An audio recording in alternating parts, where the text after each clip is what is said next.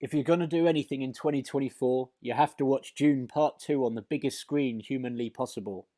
That's what everyone's been saying for the last month. I swear it's some kind of mass hypnosis or subliminal messaging.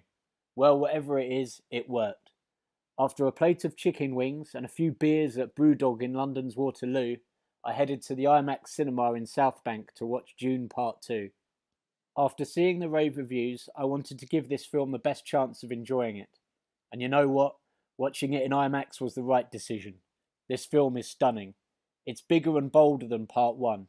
The cinematography, the musical score, they're both truly breathtaking. Even the CGI is amazing, and how often do we ever say that? Although it was almost 3 hours long, it didn't really feel like it. That's impressive, especially for me. I usually get quite fidgety in the cinema if it's a long film. My arse usually falls asleep after 2.5 hours, and the seats start to feel like I'm sitting on cold concrete. I've seen some reviews proclaiming this to be the best film of the year already, and judging by some of the competition it's going to be running against, that's most definitely possible. However, some reviewers have been suggesting this could be the best film of all time, and that's where I think you're going to lose me here. Currently on IMDb, this film is tracking as the 9th best film of all time, with a score of 8.9. I know this score will probably drop at some point in the future, once all the buzz and the hype around the film has dropped. But is Dune Part 2 really that good? The film starts where Part 1 left off. Paul Atreides and Lady Jessica are on the run, and they have united with the Fremen on the desert planet of Arrakis. The story then follows Paul's rise to power within the Fremen community, as he plots the downfall of House Harkonnen and the Emperor who portrayed his father in the first installment of the story. This movie is completely different to Part 1, and understandably so. Part 1 was the setup, and Part 2 is the resolution of the injustices that take part in the earlier installment of the story. I suspect it will split opinion, with many people arguing that Part 1 is better than Part 2, and vice versa. I'm firmly in Part 1's team. Part 1 was darker and somehow creepier. It was also full of intrigue and betrayal. I haven't read the books, so didn't know what was coming. The whole ambush and slaughter of House Atreides was awesome. It was like watching Game of Thrones: The Red Wedding all over again.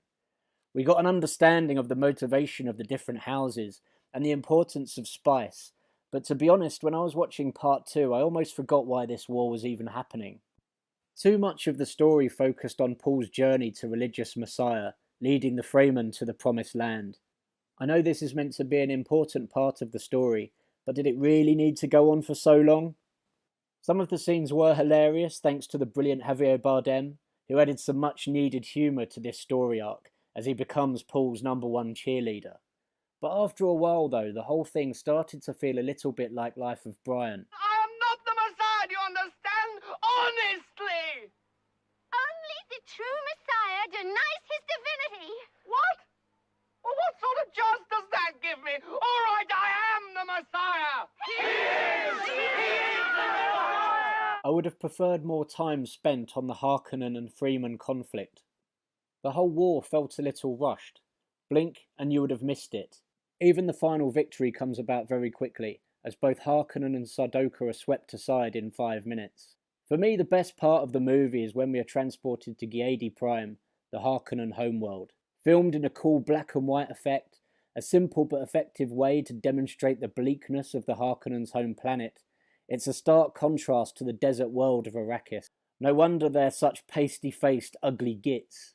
This is where we are introduced to Austin Butler's Fade Ralph the Harkonnen.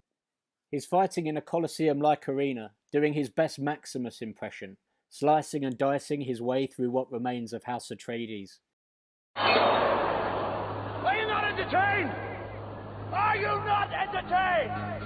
With the exception of the cinematography and the special effects, Butler is by far the best thing about the movie. He does a great job selling a vicious, sadistic bad guy, but somehow making him quite likeable.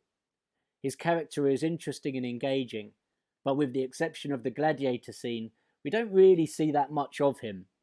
He gets seduced by a priestess, bumps off some lowly minions, and feeds them to his cannibalistic concubines. He makes his uncle clean his boots, and then, before we know what's happening, he is quickly thrust into a trial by combat with Paul. To be honest, the Harkonnen were criminally underused. What the fuck happened to them in this movie? They have pretty much become completely useless overnight. What happened to those ruthless, formidable killers who were so effective in the first movie? They basically spend this entire film getting a jolly good thrashing, and it isn't really explained how. What happened to Dave Bautista's Glossu Raban? He was pretty formidable in the first film, and now he's limited to temper tantrums, throwing his toys out of the pram when things go wrong. Even his fight with Thanos at the end is pretty pointless. The same could be said for the Baron as well. He was great in the first movie. Stellan Skarsgård played him perfectly. He was creepy and menacing. He made your skin crawl. But much like Drax the Destroyer, he was turned into a pantomime villain. He's no longer the great political strategist. He's basically a bit useless and couldn't negotiate his way out of a wet paper bag. I was actually hoping to learn more about the Harkonnen in this movie. Like, why does Feyd-Rautha have these cannibal concubines? Is cannibalism part of their culture? I thought they might expand on this. They have alluded to the darker side of Harkonnen culture before, like for example in the first movie when we got the creepy human spider. I thought they might expand on that, but apparently it isn't important, so I think I'll just forget about it.